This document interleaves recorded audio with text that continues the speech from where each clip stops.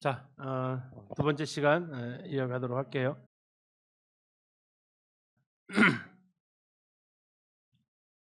예. 세상에서 가장 아름다운 화장품, 단장품, 순종이다. 이건 하나님께 소망을 두었던 거룩한 부녀들이 예, 애용했던 화장품이다. 그래서 이제 그 남편들한테 물어보는 거죠. 가장 아내가 예쁠 때가 언제냐? 화장을 예쁘게 했을 때가 아니라 남편의 의견에 존중할 때 참 아름답게 보인다. 아, 아무리 예쁘게 화장을 해도 남편을 무시하는 아내는 남편 눈에는 예뻐 보이질 않습니다. 순종은 남편을 매혹시키는 화장품입니다. 그래서 남편을 가정적이게 합니다. 순종은 남편으로 하여금 아내를 위해서 목숨까지 바칠 힘을 주는 거죠. 그래서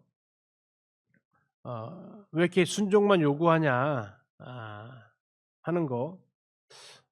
아니요. 이게 어쩌면 우리가 아내들이 하나님 그 말씀의 원리에 따라서 살아가는 가장 큰 비결이다.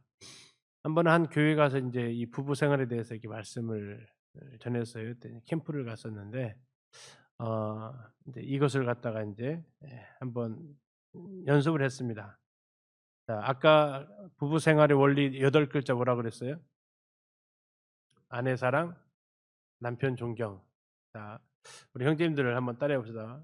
여보 사랑합니다. 한번 보시면서 여보 사랑해요 해 보실래요? 왜 안 하세요? 소리가 하나도 안 들려. 속삭이셨어요? 네. 한번 해 보실래요? 자, 준비. 바라보시면서 아이 컨택 하시고 시작.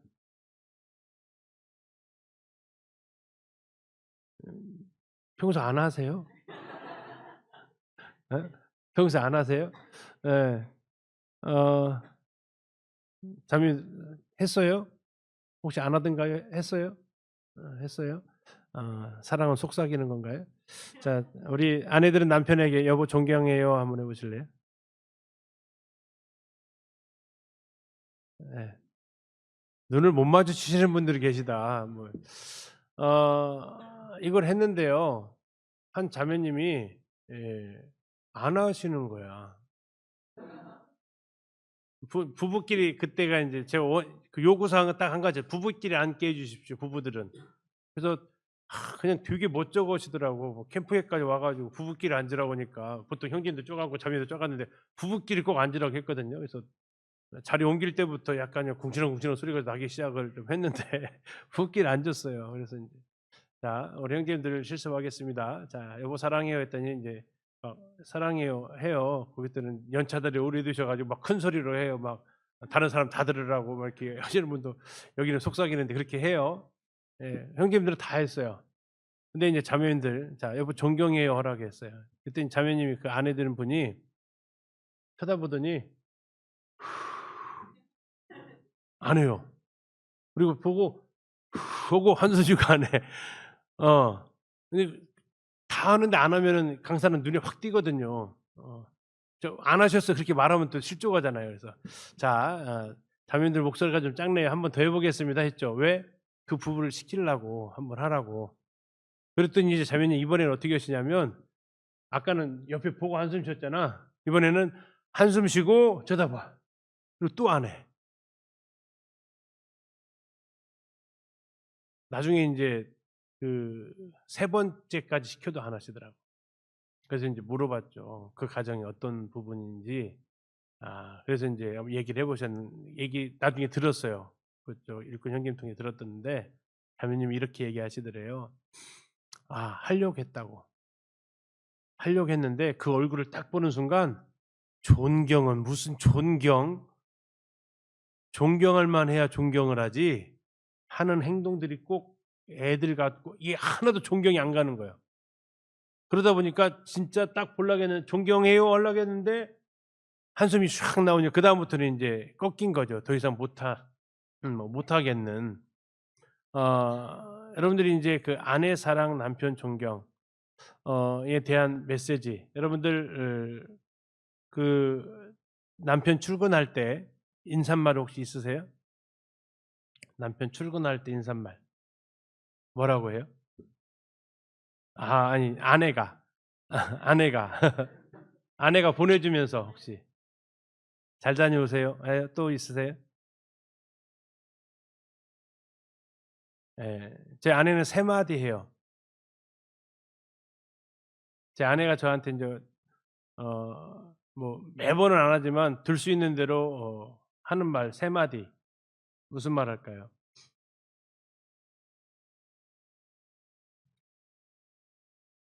예. 그 얘기는 안 해요. 3 마디 해요.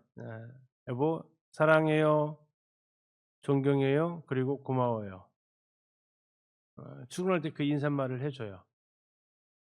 예.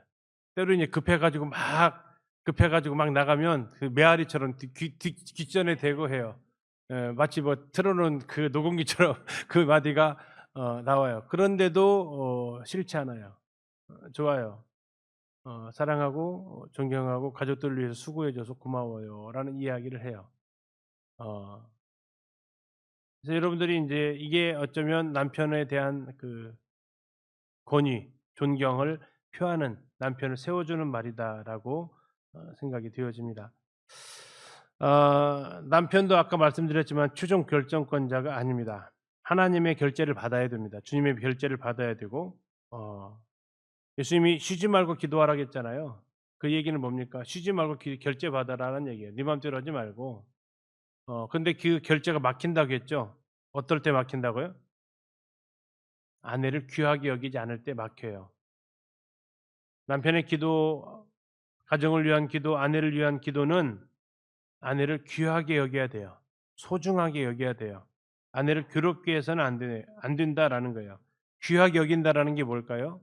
아내의 그 말소리를 존중해 준다라는 거예요. 그럴 때 뭐가 된다고요? 하나님께서 기도에 응답을 해 주신다라는 겁니다. 그러면 의사결정을 부부끼리만 하느냐? 아니죠. 조언이 필요해요. 여러분들 가장 아껴 주시는 분들에게 조언을 들을 필요는 있어요. 자, 그 조언의 대상이 누구냐면 여러분들의 부모님들입니다. 그리고 교회 안의 장로들입니다.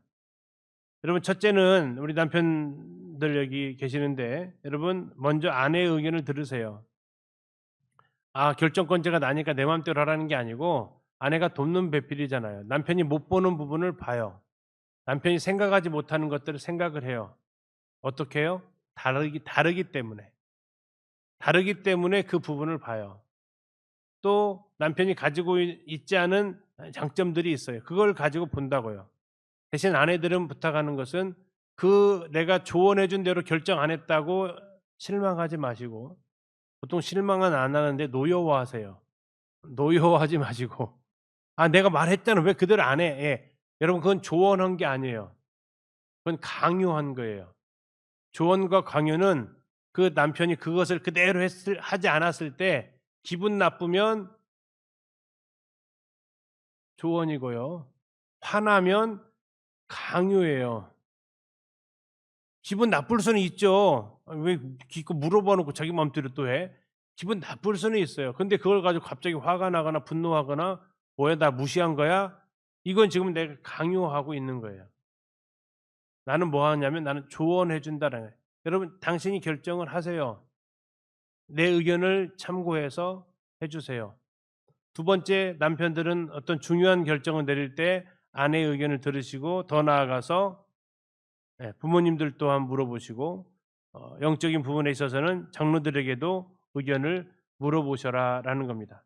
그리고 결정은 고독하게 남편이 기도하면서 하셔라라는 거죠. 그때 조심해야 될 게 뭐라고요? 아내를 괴롭게 하는 결정은 하지 마셔라. 머리가 하는 모든 결정은 몸을 위한 거다. 주님이 하신 모든 통치 행위는 우리를 위한 거였습니다. 주님을 위해서 한 게 아니라 우리를 위해서 하셨다라고 하죠. 남편의 일방적 의사결정으로 아내는 괴로워집니다. 골로새서 3장 19절이 남편들아 아내를 사랑하며 괴롭게 하지 말아라. 아내들이 많은 괴로움을 호소하는 이유는 남편들이 그 권위적이다라고 할 때 권위는 있어야 되지만 권위주의적이거나 권위만을 내세우거나 하면 고통을 겪게 되는 거죠. 마치 독재자처럼. 주님이 허락하신 자리는 독재의 자리의 자리가 아니다라는 거죠. 그다음에 결혼의 연합은 돈의 연합입니다. 여러분 지금 이제 신혼생활 10년 미만의 삶을 사는데 내 돈, 네 돈 있어요, 없어요? 우리 돈만 있습니다.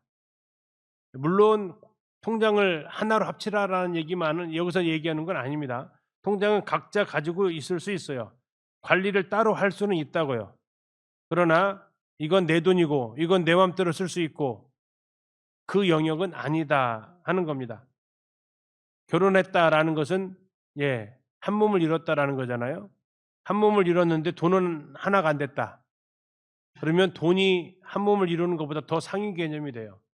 그것은 옳지 않은 거죠. 다시 말하면 돈의 연합이라는 것은 재산도 합치고 뭐도 합쳐요?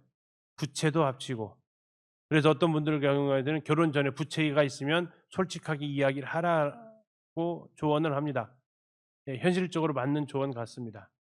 여러분 빚 지고 있으면 숨기지 마셔야 돼요. 결혼하면 다 드러날 것 같은 거 있으면 결혼 전에 오픈하셔야 돼요. 숨기고 있다 결혼하고 나서 사실 내가 대출 받아 가지고 한 몇 억 빚이 있는데 그렇게 하시면 그건 정말 정말 안 되는 일이다. 있으면 솔직하게 이야기를 해라라는 거죠. 부부 동의 없이 보증 서지 마시고 보증 서는 일이 있을 경우는 반드시 부부가 동의를 하셔야 되고 성경은 보증 서지 말라고 했습니다. 왜 보증 서지 말아야 합니까? 보증을 선다라는 것은 교만함입니다. 내가 이 정도는 내 힘으로 감당할 수 있다라는 그러지 않습니다. 여러분 그냥 친구한테 미안하지만 돈은 은행에서 빌리는 거지 친구한테 빌리는 거 아니다. 자칫 돈도 잃고 친구도 잃을 수 있다. 급한 상황일 수 있는데 그러면 빌려줄 수 없냐? 있어요. 단 조건이 하나 있어요. 못 받아도 괜찮다 할 때 빌려주세요. 그러면 적어도 친구는 잃지 않아요. 근데 못 받으면 내가 실망할 것 같고 못 받으면 내가 실조가 이 사람하고 관계가 어려워질 것 같으면 아예 빌려주지도 마세요. 그때 한 번 어려운 게 차라리 나아요. 그래서 성도들끼리 돈 관리를 할 때 꼭 부모님, 친척 간도 마찬가지예요. 우리 동생이 돈 좀 필요하다는데 줄 수 있어요. 주지 말라는 얘기는 아닌데 단 주되 부부 동의 하에서 주시고 단 주되 우리 못 받아도 거기에 대해서 채근하지 말자. "언제 갚을 거야." 그런 말을 하려고 한다면 아예 안 빌려 주시는 게 좋다. 이해 가셨죠? 이건 인제 성경에 나와 있지는 않은데 삶의 경험입니다. 두 번째는 재정 관리는 아내가 해요, 남편이 해요? 잘하는 사람이 하시면 돼요.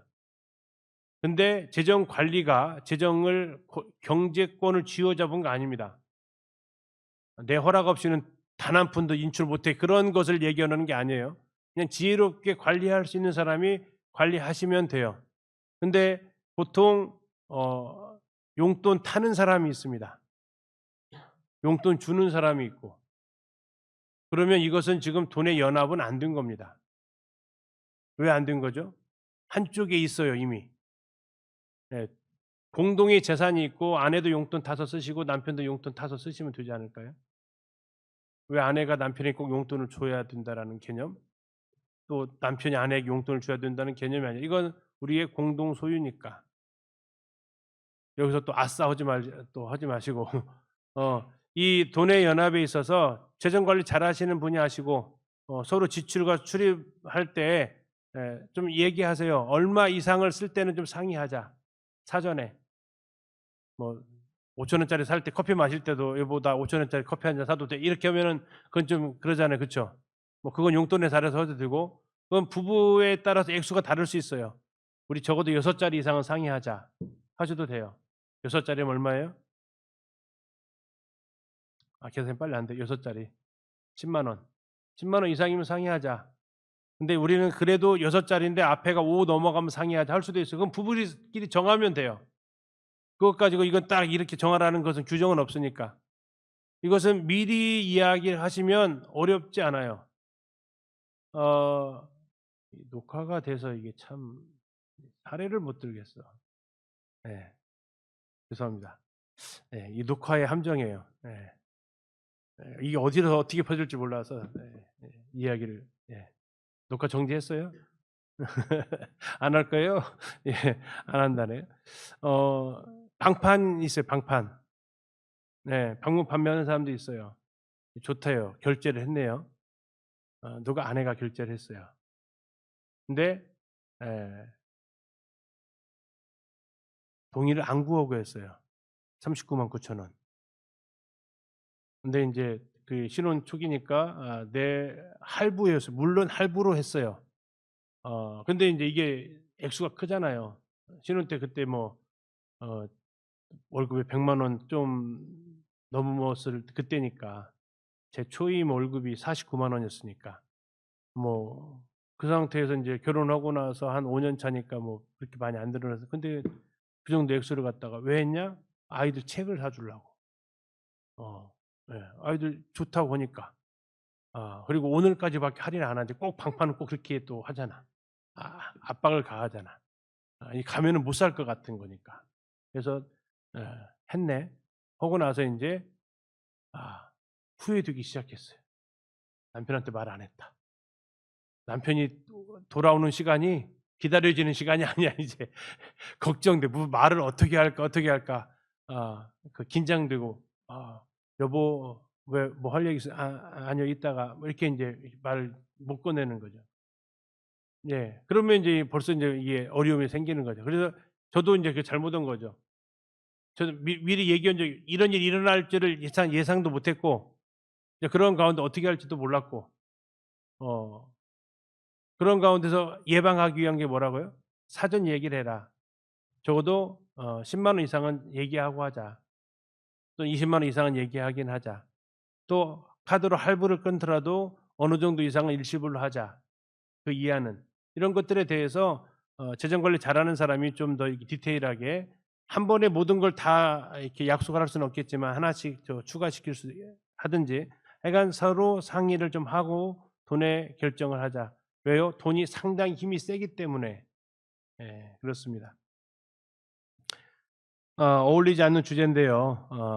신혼부부 세미나 와서 이혼을 얘기하는 게 뭐 그러나 어쨌든 성경에 나와 있는 부분인데 성경에서 이혼이 허락되는 경우가 있어요. 언제 이혼이 허락됩니까? 무조건 이혼해야 되는 경우가 있어요, 돌아가실 때. 돌아가실 때는 더 이상 뭐 함께 살고 싶어도 살 수 없는 때죠. 두 번째는 음행이 있을 때입니다. 자, 음행이 있을 때 이혼해야 됩니까? 이혼할 수 있습니까? 예? 예. 한쪽이 음행을 했어요. 이혼해야 돼요? 이혼할 수 있어요? 할 수 있습니다. 해야 된다는 건 아닙니다. 할 수 있습니다. 당시 인제 예수님 당시에 그 랍비들에게서는 이 두 의견으로 갈려 있어요. 반드시 해야 된다는 사람이 있었고 어 또 할 수 있다는 사람이 있었고 했는데 예수님은 인제 이 마태복음에서 할 수 있다라는 것을 가르쳐 주시죠. 안 할 수 있으면 안 해도 더 좋겠죠. 그러나 그것을 인제 강요할 수는 없다라는 부분입니다. 다음에 이혼이 가능한 것이 두 사람 다 믿지 않은 상태에서 구원받았 생활 결혼했다가 한 사람이 구원을 받았어요. 그럴 때 반대쪽에서 이혼을 요구하면 다시 말하면 선택을 하는 거죠. "너 하나님 선택할래? 나 선택할래? 네가 하나님 선택한다면 나랑 이혼해야 돼." 이렇게 요구를 하고 들어오면 거기에 대해서 "받아 줘라."라고 이야기를 하고 있습니다. 그러나 가장 기본적인 원리는 하나님은 이혼을 뭐 하신다고요? 미워하십니다. 말라기에서 말하고 있는 거죠. 하나님은 이혼하는 거, 옷으로 학대를 가리는 거 미워하신다라고 이야기를 하십니다. 그래서 아예 부부싸움 하면서 여러분들이 하지 말아야 될 단어 중에 하나가 뭐예요? "못 살겠어. 우리 헤어지자." 이건 장난 삼아라도 결코 장난 더 안 되지만 하여튼 절대 입 밖으로 낼 말이 아니다. 하는 겁니다. 이따 인제 질의응답 시간에 잠깐 말씀드리겠지만 여러분들 부부 사이의 갈등은 상수예요. 변수 아닙니다. 갈등은 상수예요. 한 번도 안 싸우신 분 계세요? 예비 부부가 안 싸웠을까? 예언을 하면 앞으로 많이 싸우실 거예요. 중요한 건 잘 싸우셔야 돼요. 갈등이 변수 아닙니다. 갈등이 뭐라고요? 상수예요. 항상 있어요. 여러분 죽으실 때까지 있어요. 배우자가 한 명 죽으면 그때는 인제 갈등하고 싶어도 갈등 못 하죠. 공동묘지에만 갈등이 없대요. 여러분이 살아있는 한은 갈등은 상수다. 늘 있다. 근데 문제는 그럼 뭐예요? 그 갈등을 어떻게 해결하느냐 하는 거죠. 이따 인제 지령자치가 말씀드리겠지만 갈등이 있다고 해서 여러분들 이혼까지 생각한다. 그것을 언급한다. 이건 여러분 하나님 앞에서 아주 잘못한 부분이다. 왜요? 여러분 결혼 서약할 때 얘기했어요. 이 서약에 대해서 원래 3교시에 하려고 했는데 3교시가 좀 어려울 것 같은데 여러분 결혼이 계약입니까? 서약입니까? 혼인 계약하셨어요? 혼인 서약하셨어요? 기억 안 나요? 벌써 까맣게 잊어버렸어요? 서약했어요? 계약했어요? 왜 결혼은 계약이라고 안 하고 서약이라고 할까요? 예? 결혼을 왜 계약이라고 안 하고 서약이라고 할까요? 계약과 서약의 차이점이 뭐예요? 네? 대가가 있고 없고. 예, 좋습니다. 또 깰 수 있고 없고. 예, 또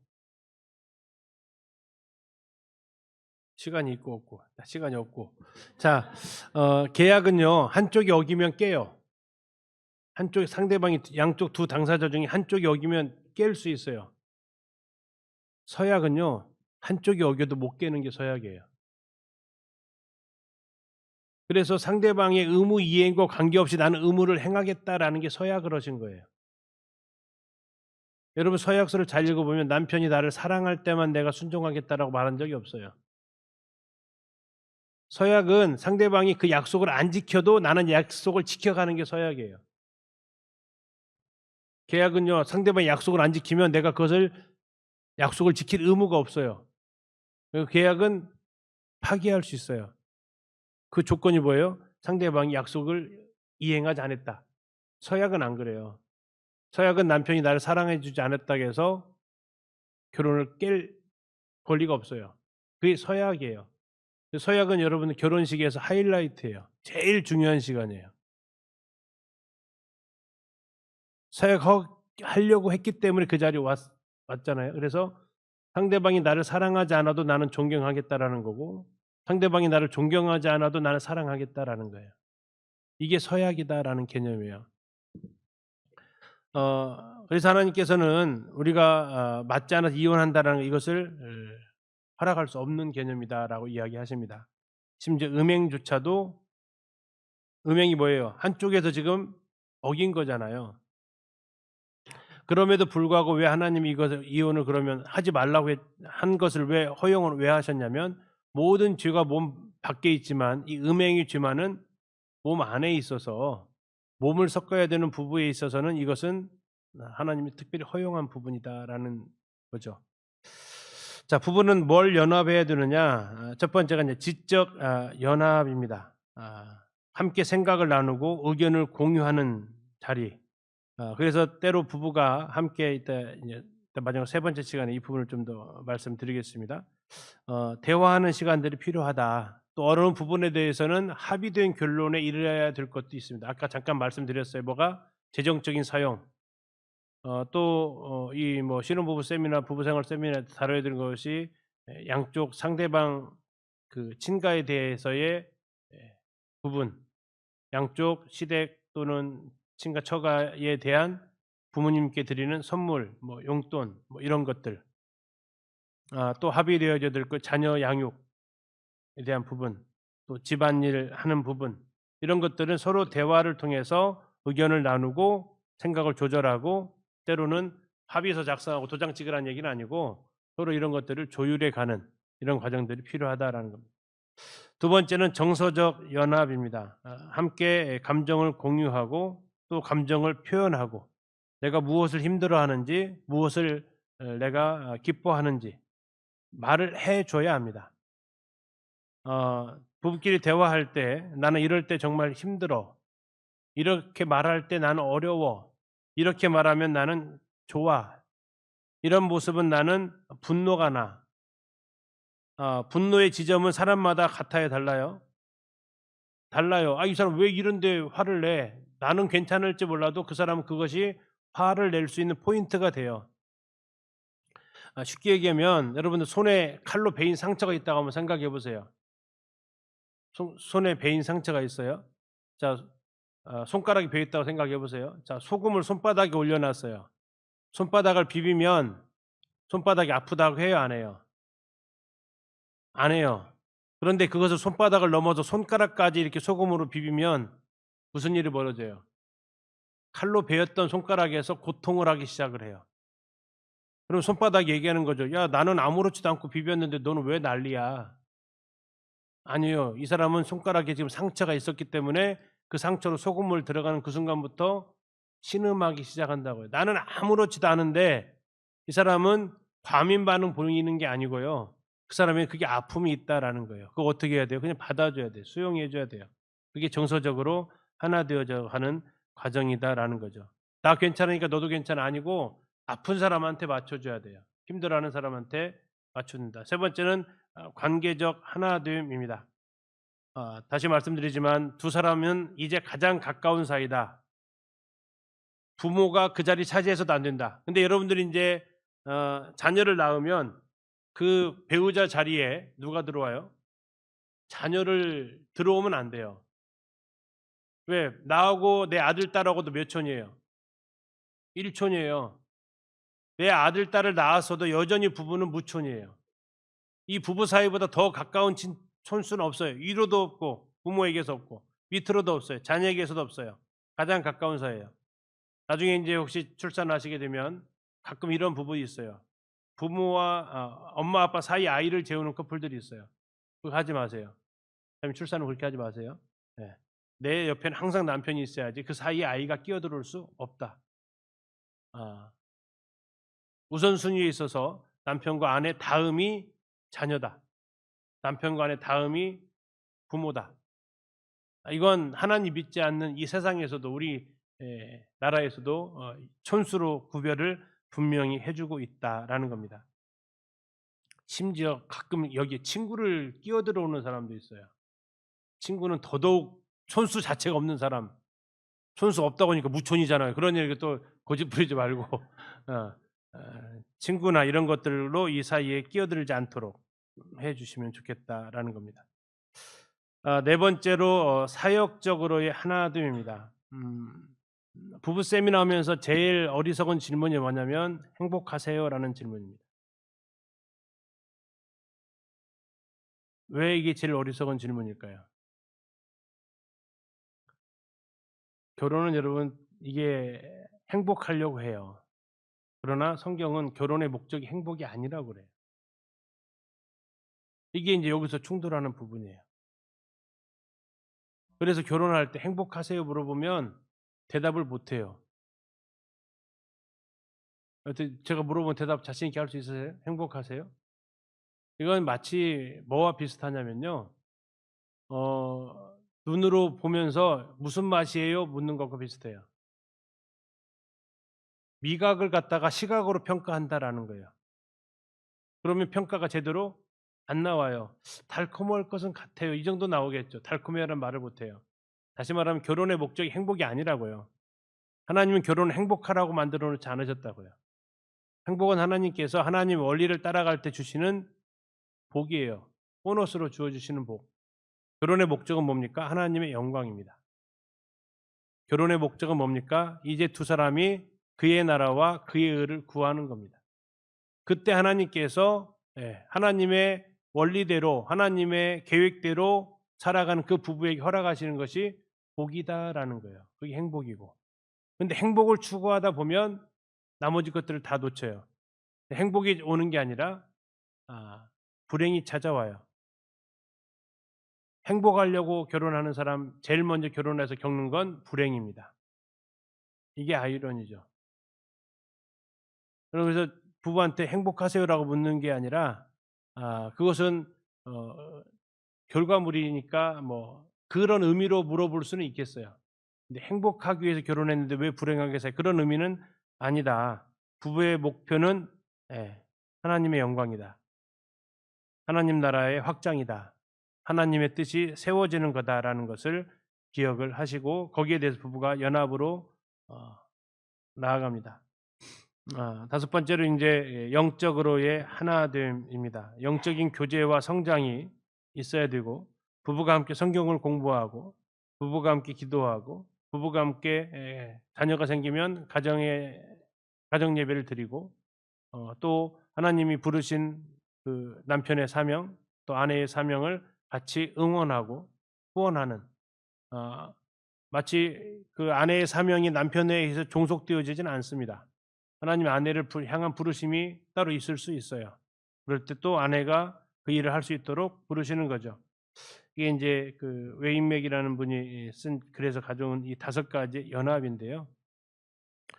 이 부부가 이 다섯 가지 부분에서 연합이 되어질 때 아까 했던 대로 이 끈끈한 아주 그냥 강력 접착제로 하나 되어지는 이 부분을 이야기를 하고 있습니다. 자 이제 마지막 둘이 한 몸을 이룰지로다의 한 몸의 연합입니다. 결혼을 귀하게 여기라고 하셨는데 그러면서 언급하셨던 게 뭐냐면 "침소를 더럽히지 않게 하라."라고 얘기를 하세요. 결혼을 위협하는 게 뭐냐? 바로 침소를 더럽히는 행위다. 이게 두 가지로 얘기합니다. 하나는 음행, 또 하나는 간음. 음행과 간음의 차이는 뭐냐?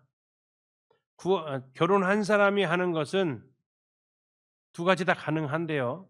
결혼한 사람에 더 한정되어지는 것은 간음입니다. 두 가지 다 결혼 관계 이외에서 이루어지는 성적인 행위들에 대한 범죄인데 예를 들어 청년들이 했다. 청년들이 한 것은 음행입니다. 청년들을 성적인 범죄를 했을 때 간음했다라고는 하잖아요. 간음은 내 배우자가 있어야 간음이 돼요. 그래서 그냥 청년들은 음행을 했다라고 얘기를 해요. 근데 배우자가 하는 행동은 음행과 간음이 다 같이 이루어지게 돼요. 다시 말하면 음행하는 자는 청년들을 향해서 경고하는 거죠. 뭐 하라고? 결혼 전에 배우자 아닌 사람과 성적인 행위를 하지 말아라. 다음에 간음은 누구한테 하는 얘기라 특정 지어서 결혼한 후에 간음하지 마라. 너에겐 배우자가 이미 있다. 그래서 아까 결혼을 귀하게 여긴다라는 건 결혼을 잘하라는 거고 결혼 생활을 잘하라라는 거라고 말씀드렸어요. 음행한다라는 건 결혼을 잘하는 거예요. 흔히 말하는 대로 혼전 순결을 지키는 거예요. 간음은 뭐를 지키는 거예요? 혼전 순결이 아니라 혼중 선결이에요. 결혼 생활 중에 순결을 지키는 거예요. 결혼 전에만 순결하는 게 아니고 결혼 중에도 순결해야 돼요. 침소를 더럽힌다라는 거, 더럽히지 않는다라는 거, 음행하지 않고 간음하지 않는다는 거예요. 어 우리나라는 합법적으로 간통죄 있어요, 없어요? 없습니다. 폐지됐습니다. 간통이 뭐예요? 부부가 아닌 사람이 부부 사이에서 벌어지는 거예요. 흔히 말하는 미혼 사이에서는 간통죄를 걸 수가 없어요. 부부가 있을 때 배우자가 있을 때 간통죄가 성립이 됐었는데 저거 없애 버렸어요. 바로 인제 간음과 연결되어지는 것이 간통죄고요. 낙태는요. 결혼 관계 없이도 성관계를 해서 아이를 가졌을 때 떼는 거죠. 낙태죄도 우리나라에서는 폐지했어요. 세상이 되게 관대해졌어요. 그러나 세상에서 남녀의 수영복을 다르게 입습니다. 남자는 한 군데를 가리고 여자는 두 군데를 가리게 해요. 왜 그럴까요? 그 이유가 뭡니까? 이 두 군데가 생명과 연관되어진 곳입니다. 남성과 여성의 하위 부분은 생명을 만드는 곳이고요. 여성의 상위 부분은 생명을 양육하는 곳입니다. 하나님은 바로 이 생명과 관련되어진 이 부분을 지키라고 말씀하세요. 하나님은 이곳을 보호하라고 말씀하셨어요. 왜? 생명이 바로 하나님께 속했기 때문에. 그러나 사탄은 계속해서 바로 이 수영복 자리를 노리고 있다라는 거죠. 그래서 하나님께서는 이것에 대해서 경고를 하시면서 제발 침소를 더럽히지 말아라. 왜요? 이것은 결혼을 귀하게 여기지 않는 행동입니다. 하나님이 귀하게 만들어 놨는데 이것을 깨트리는 행동이고 그래서 하나님 여기에 대해서 반드시 뭐 하신다고요? 심판하실 수밖에 없다라는 거죠. 하나님 심판할 수밖에 없는 상황을 만드셨다라는 겁니다. 결혼은 둘이 한 몸을 이루는 겁니다. 성은 하나님이 주신 부부에게 주신 아름답고 선한 겁니다. 성은 결혼 안에 머물러야 하고 결혼 밖으로 벗어나면 죄입니다. 음행과 간음이라고 성경은 이야기하고 있습니다. 음행으로 잃어버리게 되는 것들을 잠언 5장에서 참 많이 말해주고 있습니다. 5장 1절부터 14절까지 여러분들 읽어보시면 이 음행으로 인해서 잃어버리는 것들이 참 많이 있습니다. 궁극적으로는 목숨까지도 잃어버린다라고 이야기합니다. 성적인 죄의 치명성에 대해서 윌리엄 그린이는 이 7가지를 들어서 부부 사이에 이 성적인 죄가 가져오는 해악을 이야기하고 있습니다. PDF 통해서 받으신 거 있으니까 좀 읽어보시면 되겠습니다. 네 번째로 부부의 성은 자녀 출산만을 위한 건 아닙니다. 하나님이 자녀 출산만을 위한 것은 동물들에게 허락하셨습니다. 동물들은 그래서 배란기가 있는 게 아니라 사람에게는 여자들에게는 배란기라는 걸 주셨잖아요. 동물들에게는 뭘 주셨어요? 발정기를 주셨습니다. 동물들은 아무 때나 성관계하지 않습니다. 사람들은 다르죠. 동물들은 언제 성관계해요? 출산을 위한 생육하고 번성하기 위해서 그들은 출산을 발정기라는 걸 줬어요. 근데 사람에게는 그렇게 하지 않으셨다라는 거예요. 다시 말하면 성을 출산의 도구로만 쓰지 말라 출산의 도구로만 하나님 만들지 않으셨다라는 겁니다. 바로 부부가 함께 사랑을 나눌 수 있는 것으로 성을 창조하셨다라는 거죠. 그래서 잠언에서 권하고 있는 게 뭡니까? 아내를 젊어서 취한 아내를 즐거워하면서 그의 품을 항상 족하게 여기고 그의 사랑을 연모할 것을 이렇게 부탁을 하고 계십니다. 부부관계에 결정권이 있는데 아까 결정권이 남편에게 있다고 했지만 부부 성관계의 결정권은 아내에게도 있습니다. 남편이 가지고 있는 것만이 아니고 아내에게도 이것을 가지고 있다라고 고린도서 7장에서 이야기를 하고 있죠. 서로 자기 몸을 주장하지 못한다 하는 겁니다. 음행을 막는 최선의 방법이 뭐냐? 바로 부부 사이의 이 성관계를 성실하게 하는 겁니다. 부부간의 이 성생활을 다른 사람에게 단 말하지 않도록 이것은 부부만이 공유할 수 있는 부분이고 또 하나는 어느 순간 시간이 지나가면 어떤 조건을 걸고 잠자리를 허락하는 일들로 하지 마시기를 바랍니다. 이건 자기 몸을 상품화하는 것과 별반 다르지 않다라는 거죠. 몸을 이용해서 잠자리를 이용해서 뭔가 배우자로부터 얻어내려는 그런 시도 자체를 하지 말으셔라. 이것은 거래가 아닙니다. 부부 사이 성은 사랑이지 거래하는 게 아니다라는 것을 말씀을 드립니다. 이 4가지를 같이 살펴봤습니다. 첫 번째 남자와 아내, 두 번째 부모를 떠남, 세 번째 부부의 연합, 네 번째 둘이 한 몸을 이루는 것. 이 부분에 대해서 우리가 하나님께 제정하신 결혼의 원리에 맞춰서 살아가게 될 때 그 원리에 맞춰 살아가게 되면 행복을 하나님이 주십니다. 행복을 추구할 때 행복을 주시는 게 아니고 하나님께서 계획하신 원리를 따라갈 때 행복은 찾아옵니다. 행복을 찾아 나서지 마시고 여러분이 이 원리를 따라갈 때 행복이 찾아온다라는 것을 기억을 해주시고 일단 이제 오후 시간 1시간에는 이제 부부 사이에 나눌 수 있는 그 4가지 사랑을 부부만이 할 수 있는 이 4가지 사랑을 같이 살펴보도록 하겠습니다. 자, 그럼 오전에 2시간 마무리하도록 하겠습니다. 감사합니다.